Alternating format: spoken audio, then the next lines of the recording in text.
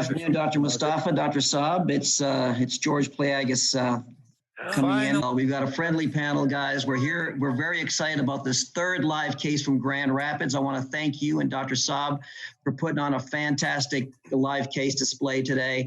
And I also want to thank all your accompanying staff in the background that are assisting you and taking care of you. So thank you, everybody from George. To all them as well.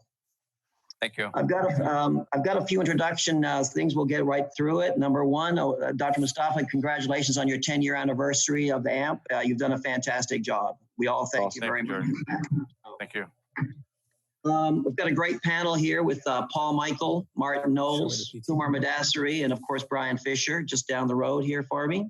And we also want to thank Philips for this CME approved activity with their educational grant from Philips. We put on this live case symposium of the use of intravascular ultrasound and endovascular ultrasound to enhance our CLI treatment algorithms for best patient outcomes. Again, thank you, Philips. So I'm passing it off to you, and let's hear about the case. Oh, thank you, George, and thank you for the esteemed panel that you have today. We definitely have the case to demonstrate the value of extravascular ultrasound and intravascular ultrasound in combination too. So with that, we start with our first slide, please. That's my disclosures. All right, this is a 69-year-old male with when we say from out of area, patients drive about 8 hours to get here, with history of multiple revascularization because of CLI over the last 2 years. Diabetes, coronary disease, and CKD.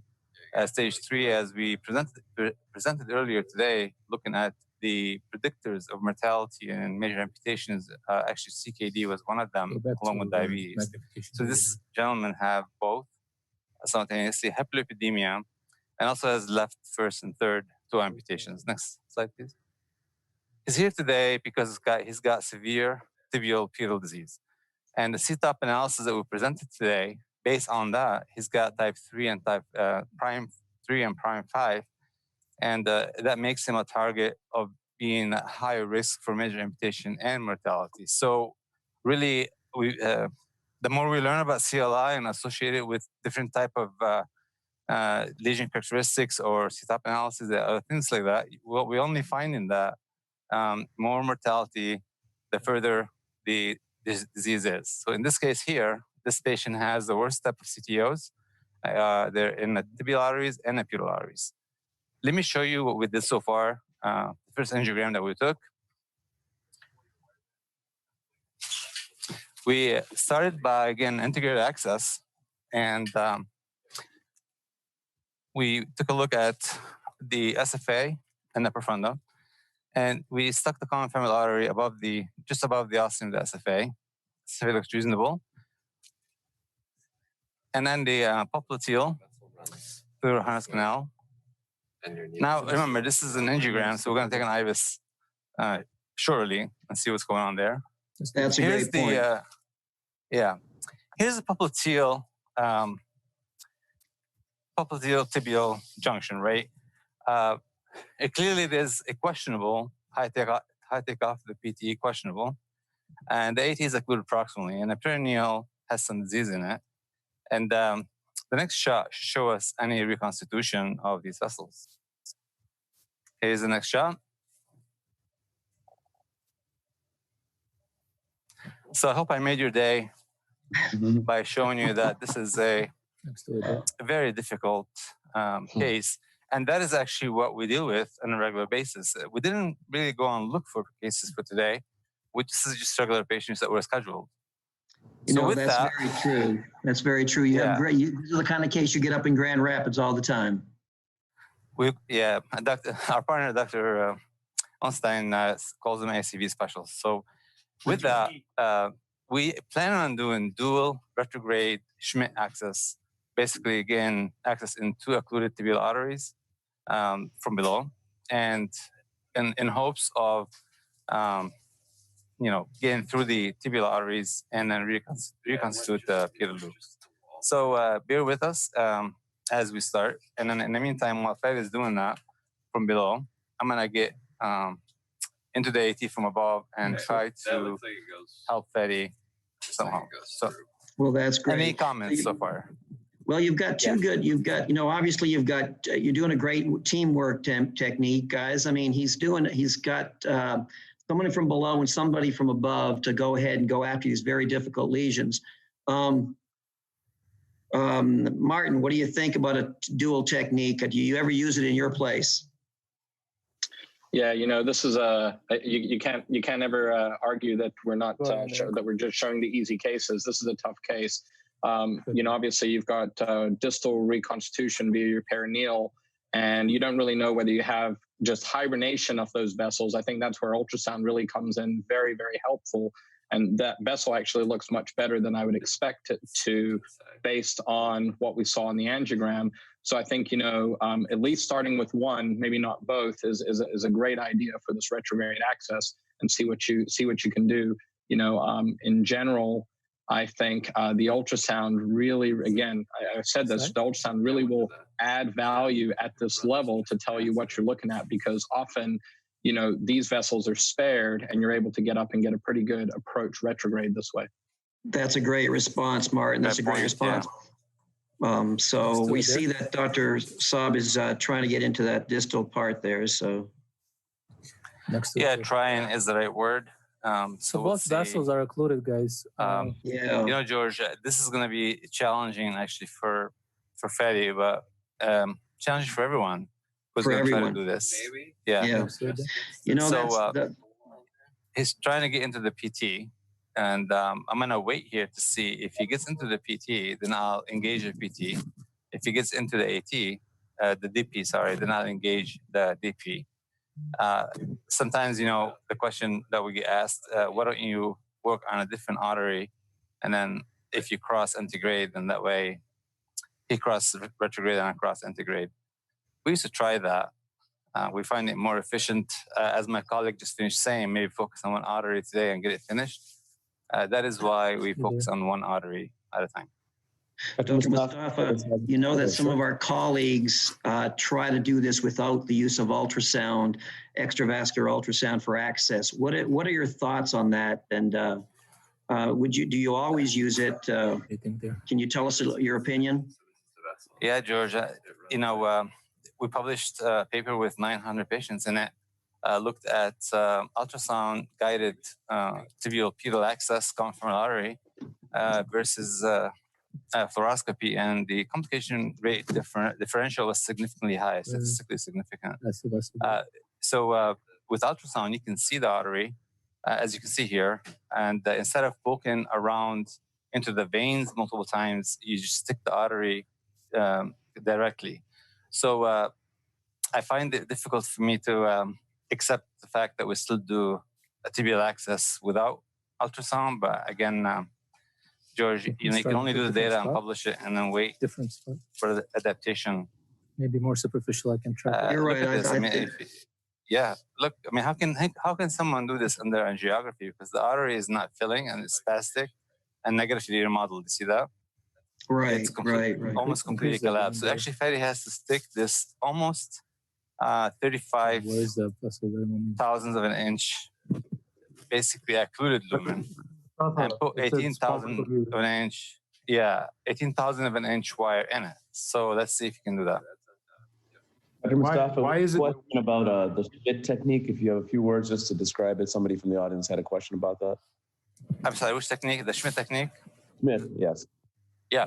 So the Schmidt technique is, our friend Andre, he used to inject and then basically stick either the SFA or something else in an open segment, but we actually adapted sticking what we're doing right now, sticking an occluded artery that doesn't have any lumen in it, and advance a wire through that. So we named it the Schmidt technique. So basically, it always means that you stick in an occluded artery and put in a wire in it and revascularize it, actually.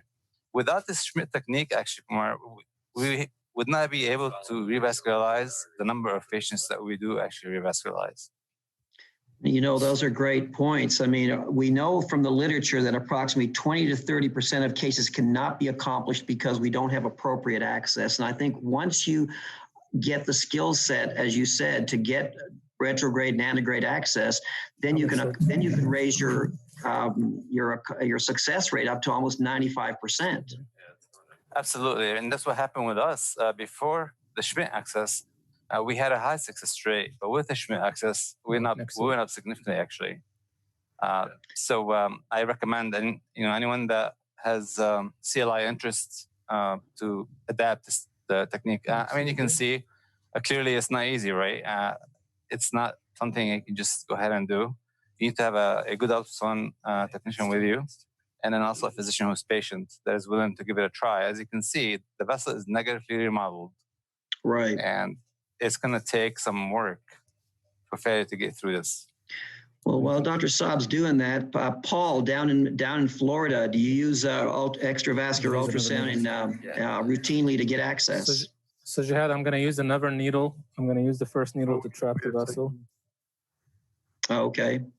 That's a good, hold that thought, Paul, hold that thought. So he just said something very interesting. He's going to trap the vessel with another needle and try to get another needle because it seems like it's migrating away from him every time. If you notice, everyone, and Jihad, correct me if I'm wrong, basically that other needles provide some support, some background support. Is that correct?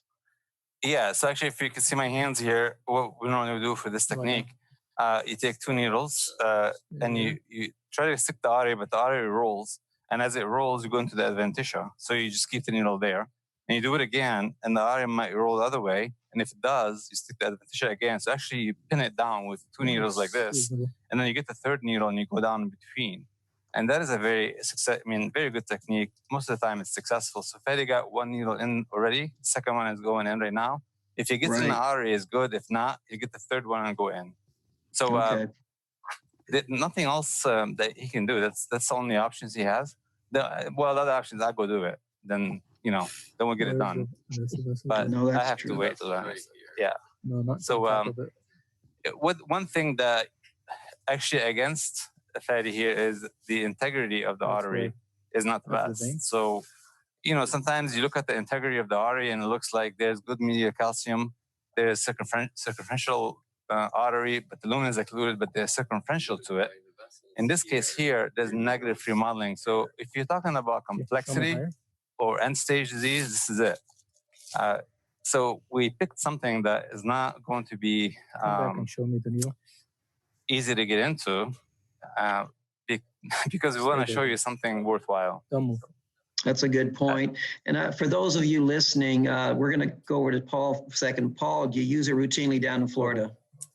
Oh, absolutely. More than routine, it's the standard of care. And I think the adaptive change that we've showed, through the literature, it's just common sense. So I think Dr. Mustafa is absolutely right.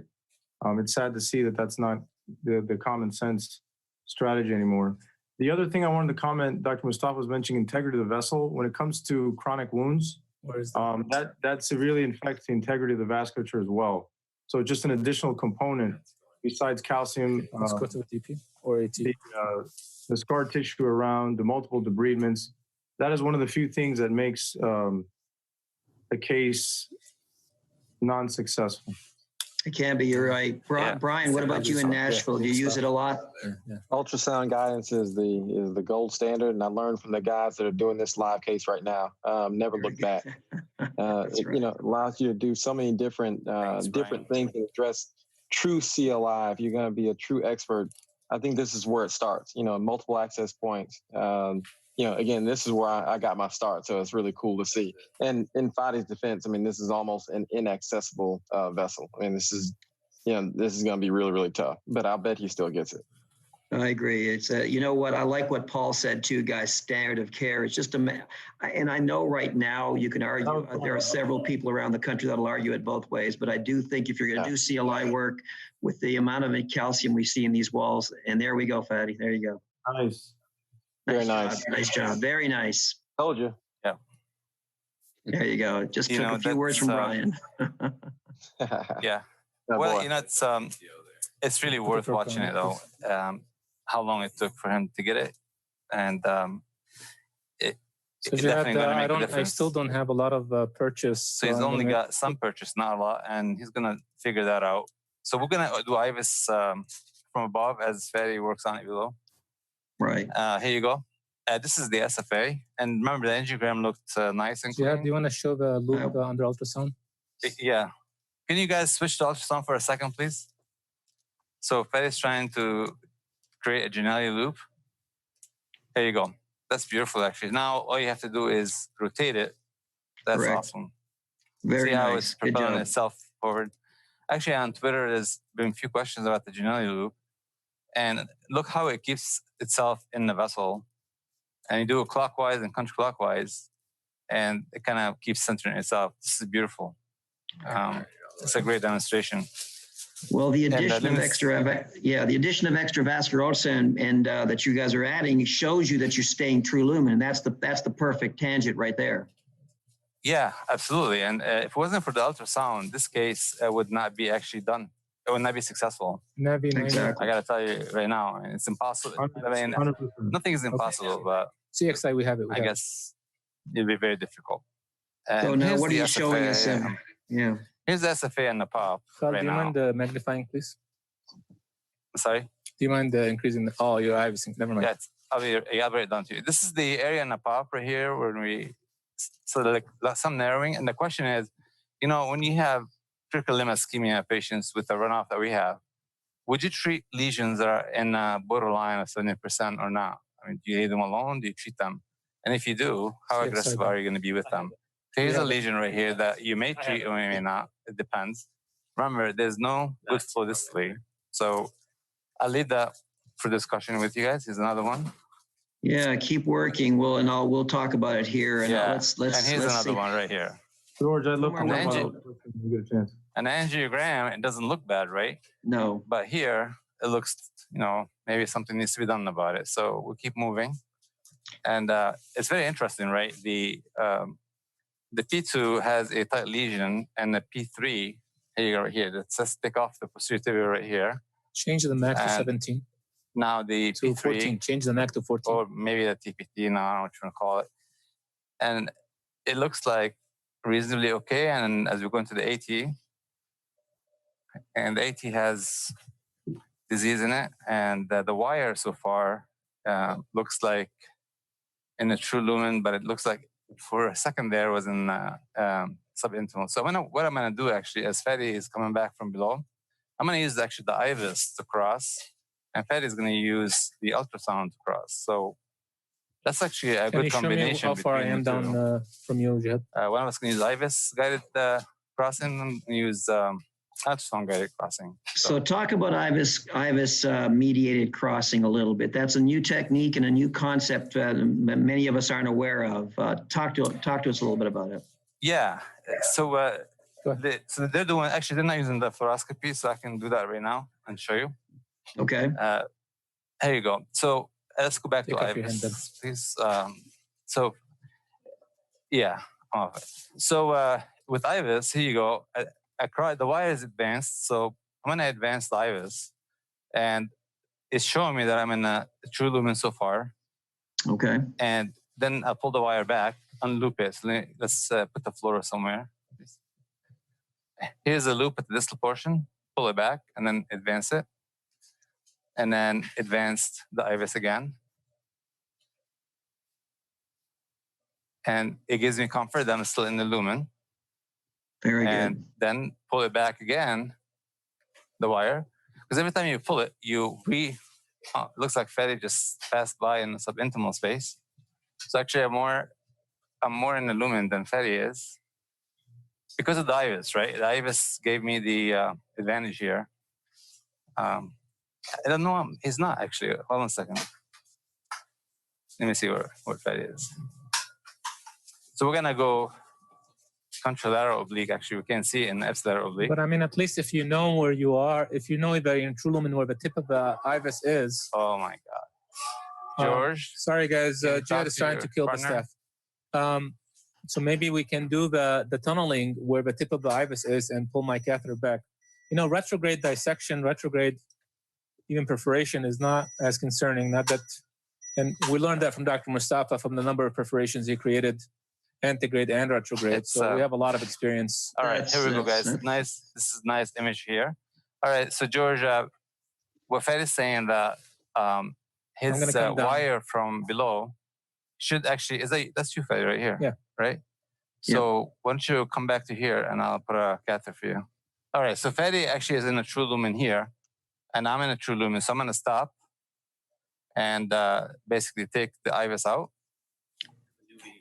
And then we'll take an 035 catheter in, and then finally at this point. So George, that was a good opportunity for us to show you IVUS directed CTO crossing in a complex CTO. But you have this type of CTO. I mean, not a lot. I think it's a wrong thing to attempt to cross it just in an integrate fashion. And I think the point that we're trying to make here is you need to start with retrograde access with this type of CTO. Yeah. Long, no pedal reconstruction. We're accessing occluded vessels. So actually, if it wasn't a live case study, we don't start with the integrate at all. We just start with the retrograde if we have previous angiogram.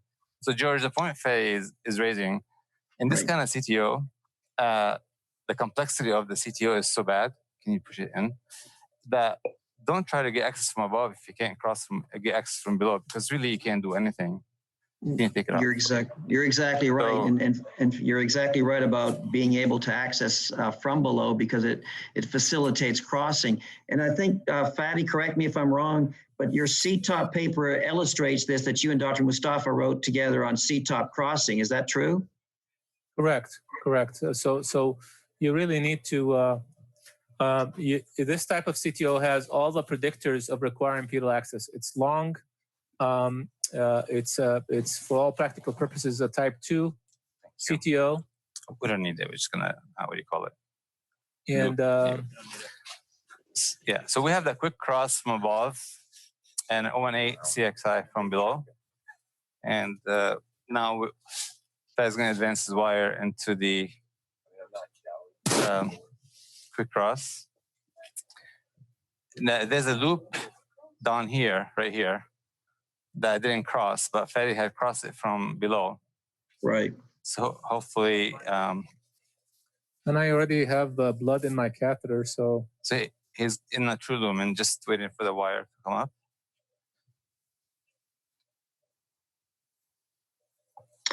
For those of you who don't understand the rendezvous and the synapse technique, it's been illustrated many times in the literature, and it's a good technique to learn. But it always takes another person, an assistant that you have with you. Martin, do you try to do this a lot? Do you use synapse a lot? Yeah. So is Fadi like in the lumen, or is he outside the lumen? Can I see if I'm in the catheter? Or is he? Let's see if he is or not. What do you guys think? I think he's. Check with IVUS. Can you give us your wire, please? Stop wasting time. My wire? Yeah. Check this out. Yeah. It looks like he's successfully into the catheter. Yeah, so he doesn't know, George. It's okay. He did. That's the worst question you can ask him in. Are you in, by the way? Oh man, you gotta take the high road a lot of times. It's lunchtime, Dad. Come on, it's lunchtime. Oh yeah. Oh, but here we go. We had a nearly non-existent lumen distally. We got a V18 wire retrograde, and actually now we have a sheath in it. Which wire do you have? This is so. We're gonna go ahead and all yours. Actually proceed with the therapy. So I'm going to ask you guys, based on what I showed you so far and the complexity of the tibial artery and negative remodeling, which atherectomy would you like us to proceed with? Kumar, what do you think? What do you think they should use for atherectomy right now? Let's have the fluid on. Orbital might be a good idea here. It's too over. Orbital? Yeah. Martin? To PA lumen. Or Brian, what would you use over there in Nashville? Can we have a I'm going to get a clear idea based on IVUS and see. I didn't quite see the level of calcification right on lesion itself. That would help me guide, what I would do. But honestly, orbital atherectomy is doing good. A pretty safe choice.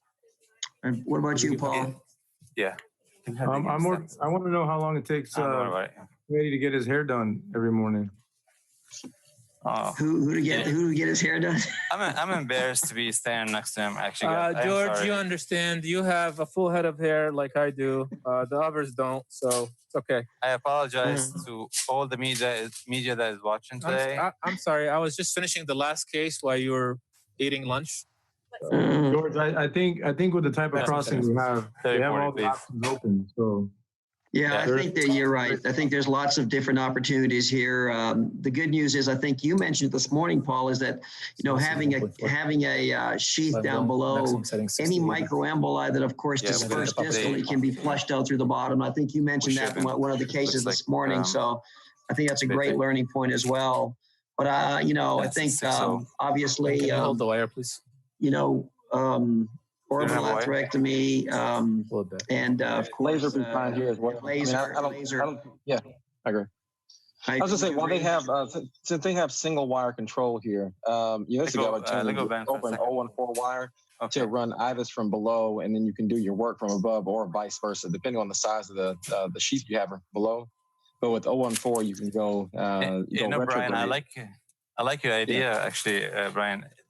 Usually, when the vessel is bigger, you would do exactly that. We treat with atherectomy from above, IVUS from below, and balloon from below. So one in, one out.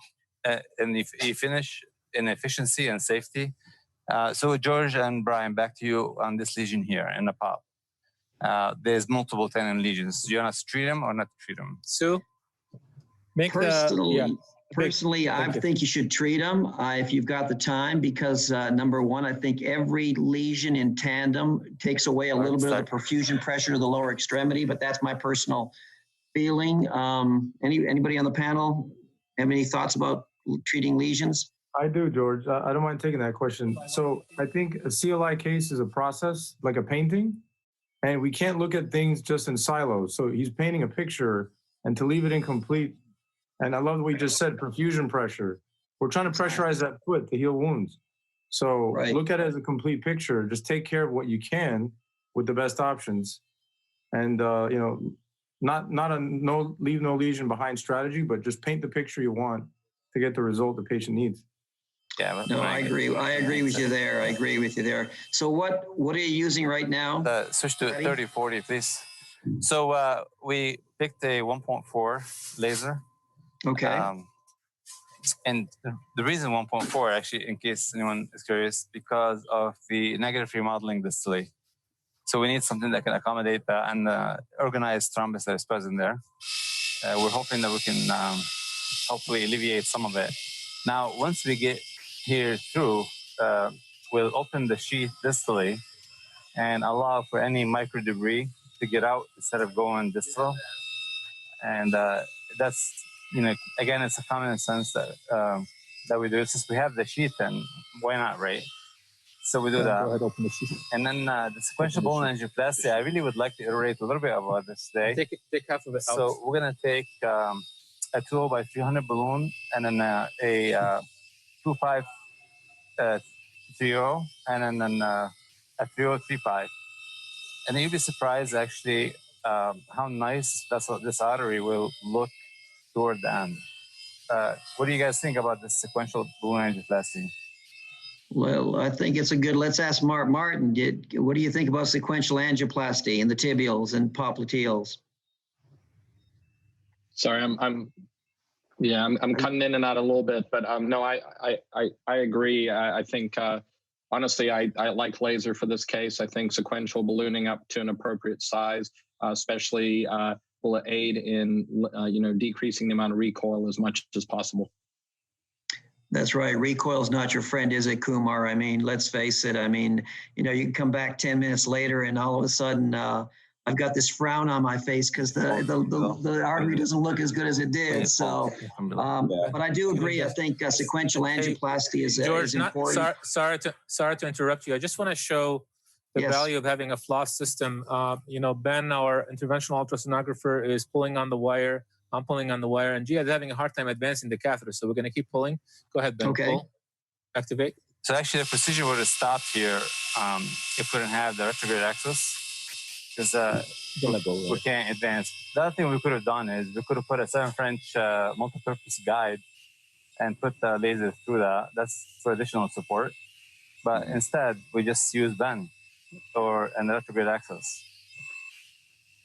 And notice how slow we're all kind of moving here, because we want to gain the most efficient benefit from the bubble of the laser. And when Ben stops pulling, we can show you actually the bubble under ultrasound. So let me have Kristen go down to help. I don't know if you're doing the laser, sorry. Yeah, go ahead. Actually, go ahead and help. So Ben, can you show us an ultrasound, please, the bubble? You know, George, I want to show you if you go fast versus going slow with laser, what kind of difference it makes, okay? And why sometimes you can dissect if you go fast while you're lasering. All right, here's tip of the laser. Up a little bit more. Okay, activate it, please. All right, Ben will find it. Once he finds it, here you go. Now the vessel is negatively remodeled, small, and I'm gonna start moving it now. Fatty's gonna start pulling it. So actually the movement is from below. Go ahead, pull, Nate. And all this sort of diffusion that you're seeing there is part of the energy from the tip of the laser, and it's being distributed evenly. The bubble is what here, guys? Can you name it? What happened to the bubble here? It's elongated, right? So in negatively remodeled vessels, the bubble gets elongated, and then it penetrates distally where it finds a lumen. So if you're wondering what are you looking at? All right, thanks, man. It goes into the sheath. That's good. Stop, everybody. Thank you. It's a really great demonstration. Yeah, you did. Have you guys seen elongated the bubble before? Sorry. No, that was an excellent example. That was excellent. I think if anybody's attended a Craig Walker talk, they've seen the elongating bubble. Yeah. So elongating bubble does make a huge difference, because now it's clear in a path. We don't see it here, right? You just kind of keep going, and until we get to the end, and you're not able to pull. So even from below, they're having a hard time pulling. Let go of the wire, guys. Okay, hold the wire. All right. I'm just doddering right now, and we can activate it later.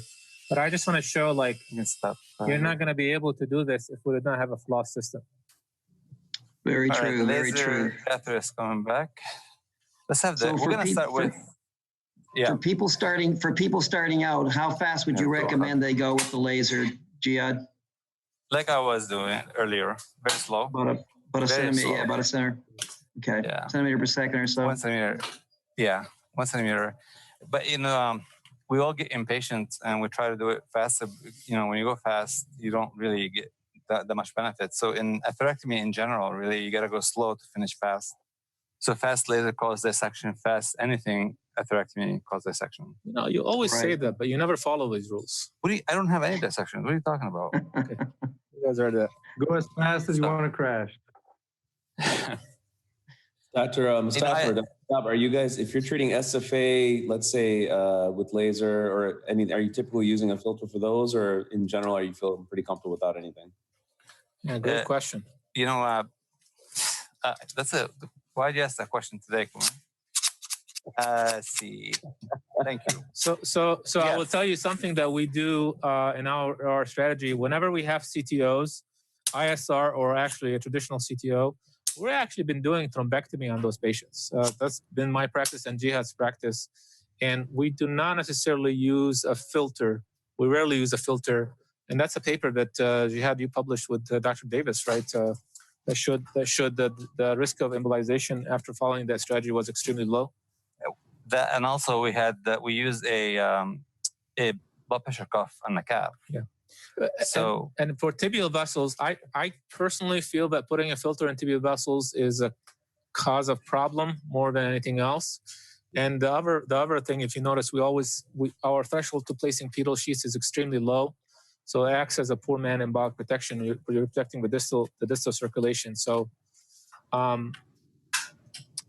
So well, it depends, Freddy. I mean, some of the IVUS you do, and you see like mobile thrombus, and that's a separate story there. I mean, if you think that there's a thrombotic material, then the whole treatment strategy would change. But let's go down, please. Down from 4.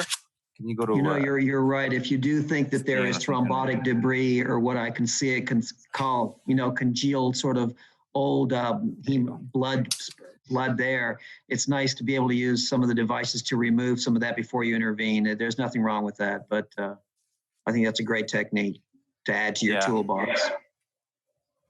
So, Kumar, to answer the question in general, though, every patient is different. And some patients, you need to have IVUS, and some patients you don't. And it's always going to be the operator's decision at the time if they use IVUS. I mean, please. We use IVUS most of the let's have the second balloon, please. Well, you know, we use IVUS 100% of the time. Down from 12. You know, Jihad, we wrote that paper with you and myself and Fadi. We wrote that IVUS versus angio paper that we published last year. And I mean, your papers changed our life, George. Thank you. Yeah, go ahead. Talk about it. And then we wrote that paper. We took 43 patients, and we used IVUS on every single one of them, and even from a pedal approach.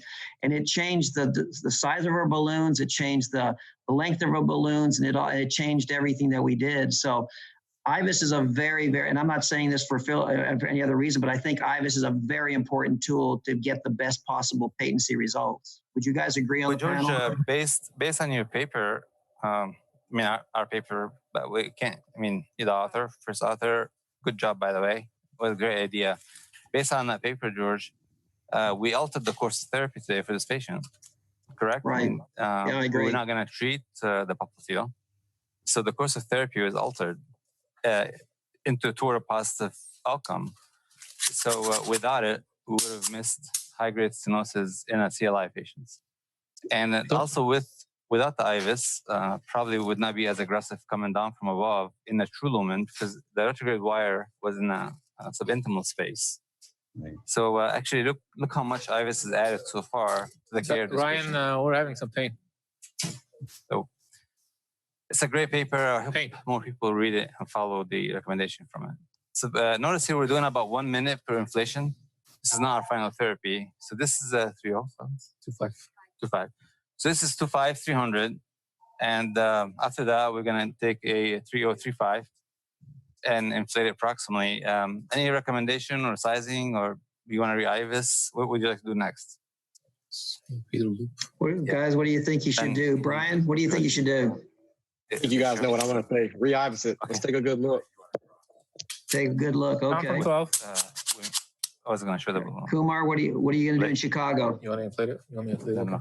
I'd say re-IVUS. You know, for a lot of these lesions, especially these heavy tibial disease, I like to go after conventional balloon. I go with scoring balloon. I don't know if it's anecdotal. I'm looking at the numbers on our own, but I go really aggressive with the different type of balloon on these. Martin, would you go just plain angiogram and see what you got, or would you re-IVUS? I'd re-IVUS. I think it's really important to know exactly what size it is. That helps you keep this open. I think I know Paul's answer. Is that re-IVUS? I'm not sure. It's re-IVUS, guys. It's re-IVUS. It's re-IVUS. Everybody on the panel said re-IVUS. From below, probably. Yeah. I'll take a picture from below. You know what? We're gonna do a picture from below for you, just to give you an idea of how not so great things are. But hopefully we're gonna get them better soon. This is after 2.0 and 2.5 balloons. Ready? Sure. Okay.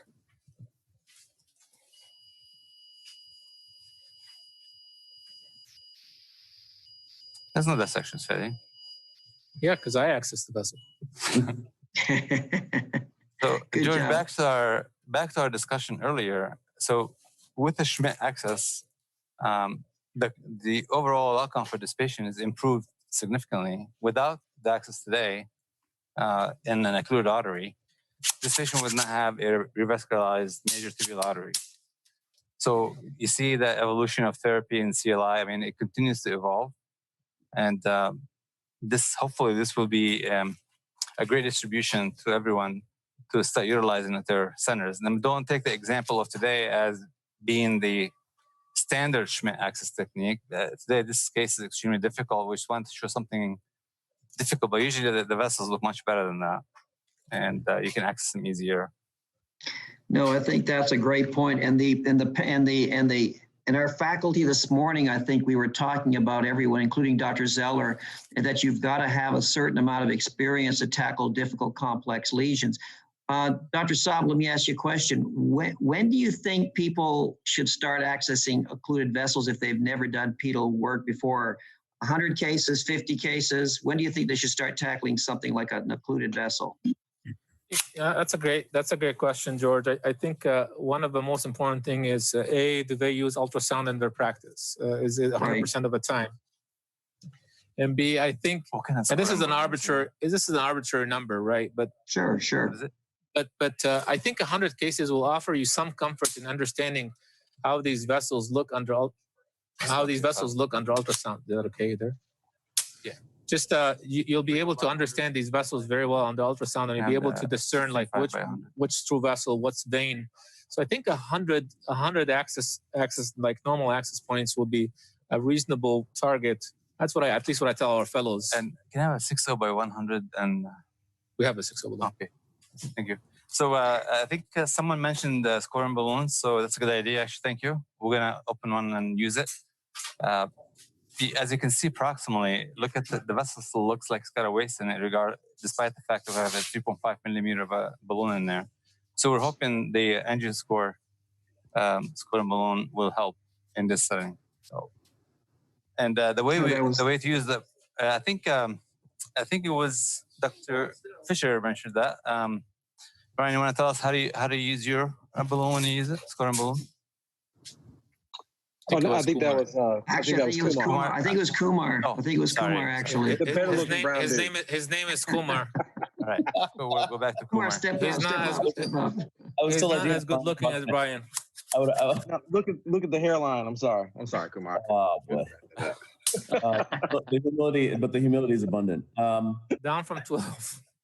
For me, the nice thing about it, the downside of it is that usually I have to pre-balloon, especially in these small vessels, because it's hard to get the scoring balloon down there as a primary balloon. But once I get a pre-balloon in there, my next step is usually a scoring balloon. I go as far as, as whatever distals I want to go. And I think the key is low, steady inflation. Yeah. Let the time work and give it time. And I keep it up for 2-3 minutes, and then kind of move it a few millimeters to a centimeter back, and then re-balloon that whole area, because the tine's going a crisscross fashion. So you want to move it so that you hit all parts of the vessel with those tines.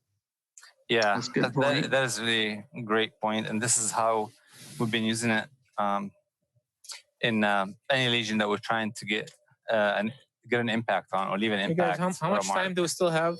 16 minutes and 52 seconds. Yeah, 16 minutes and 52 seconds. Let's start here. Let's go up here. This is the ostium. If you remember, we're having a hard time getting an ostium here, releasing its basically elastic coil. So we're going up slow. You're going to let the scoring element sit in. And then after 30 seconds, you give it a secondary burst of pressure. And hopefully you'll have a nice circumferential distribution of pressure, and then dilatation that is equally distributed with no dissections. And Fede is going to show you the scoring elements. Can you appreciate them, George? Yes, we can. That's a good picture, actually, and I think that shows exactly what you're trying to accomplish here. There's been a lot of talk about just different specialty balloons in this area. Just to sort of poll the panel, Kumar, what do you like to use? Anything in particular? Just any scoring balloon, or? No, I mean, just what we have in stock and what I use. Phelps is the one that. Right. Martin, anything particular? No, same thing. Paul. I kind of like. And what about you, Brian? Yeah, I agree with Kumar on that one. You know what I've used, guys? I don't know if I'm right or wrong, but I have used the chocolate balloon in some of these osteal lesions of the tibials. I've had good success with the chocolate. Again, I think there's lots of different ways to treat these lesions. but I have found that's one location that the chocolate seems to have done a good job for me. So. I'm sorry, which location was that, George? The ostial lesions of the tibials, typically, and the tibial perineal trunk. I find that it seems like it does a good job there, especially. And this is the way this balloon in particular, you want to give it time to deflate because the scoring elements on it, especially if you have a long balloon, can sometimes kind of be difficult to come out. But they have fixed the issue. It's not a problem anymore. But we still actually have old habits. Once you have, so now we're going to move on to get it into the dorsalis pedis artery. So we're going to take the quick cross back in and show you how we're going to do that. And believe me, if I did not have support from ultrasound, I don't think I would attempt this. Would you, Fadi? No, I mean, clearly there's no, take this out. Clearly we don't have any other way of visualization other than ultrasound. I mean, you don't have angiography. We can see that the vessel is occluded. So we can give you both go ahead, AP and medial lateral views or medial views to show you. So to show you the pedal arch, but I don't think we're going to show you much. A microcatheter in, or I think anything will go in. You know what? LP will go through. LP 1.4, yeah. Guys can have an LP or 1.4. So they mentioned the value of extravascular ultrasound. Getting the hospital to give you an ultrasonographer into your lab is pretty hard sometimes. Brian, do you have one in Nashville? Do you get one from the hospital easily? No, I really is she try to techniques so I can do it myself. I just worry about not having someone available if someone gets sick. But if it's something that you're able to parlay when it comes to the hospital system, I think it's a great idea. It's not an option for. Can you guys switch to ultrasound, please? Can you show the ultrasound, please? Okay, let me go in sheet. Kumar, can you get an ultrasonographer at Rush very often? We do our own ultrasounding. I'll follow you. I do mine too. Just how by training. Paul and Martin. Same thing. Same thing. Yeah. I like to do my own as well. If you do have the chance of getting one, though, I think it certainly adds to the efficiency of the case and the speed that you can do things, because obviously there's no doubt about that. Ultrasonographers can do things that we can't do. So I think that's important. Let me do contralateral. Here you go. Look at the artery. I mean, it's so spastic and negatively modeled. We're just kind of making a lumen in it. We're trying to create. The lumen is there as collapsed. It just needs some attention. So we have a microcatheter coming in, and that microcatheter is going to help us. Here you go. This is the spec 14 LP, and it's a very low profile catheter, and we'll be able to put it through the quick cross. And you notice you have to stop what you're doing because any additional work here is not going to take us anywhere without the secondary support. So Fadi, you want to talk about telescoping system? Yeah, so basically you have a triaxial system here. You have an integrate sheath, you have an O35 catheter, and then we have an O14, or this is an O14 catheter inside of the O35 catheter to get all the way where you need to go. And now you can let go. Now we're gonna advance that catheter all the way to our loop right there. And I like the loop actually. We should try to keep it once Jihad gets it there. I think the catheter is so good that I think it's going to loop. It's on itself. 1 second, Ben. Let me see. The catheter, did it get there? You can't actually see it so well. Can you give me some support from here? Oh, here it is. Okay, it's coming down.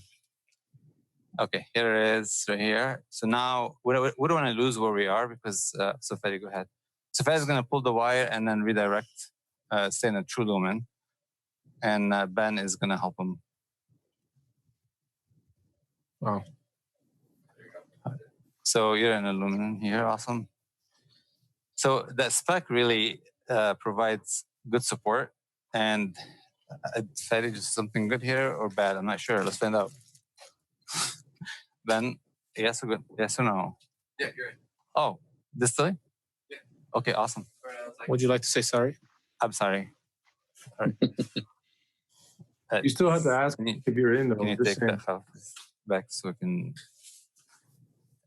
Yeah. No, it's really good for the patient. Great, great job. Very nice. Very well done, guys. That was a very difficult distal AT and proximal dorsalis. So that was a great, great well. Here you go. Little branch there. So you know what? Let's talk about this, guys, for a second. Let's take a picture. What do you guys think about getting a half loop for someone like this patient today? Get a good results and then come back another day and work on the PT, or actually take a picture now and then finish the loop today and then come back and do the PT another day. So let's discuss that. These two options, okay? Yeah, I think you know, given the multiple scenarios, I think you always have to have different plans. Paul, what do you think? What do you think for most of your patients? What do you do? Try to accomplish everything and keep them on there? Everything needs to be taken in context of the location and the skill sets. So they have the ability to bring the patients back whenever they want. So he's not obstructed by a care pathway that's not efficient or resistant. So that's beautiful because you can stage. You don't have to bring somebody back with a lot of care pathway barriers. So I think establish wound-directed therapy, inline flow, and then stage the rest of the procedure. It's a great option. I think that's great. Yeah, you're right. So guys, what do you think actually was the most valuable tool today that helped us be successful in this case? Because quite frankly, we thought this was going to be extremely difficult, a lot longer.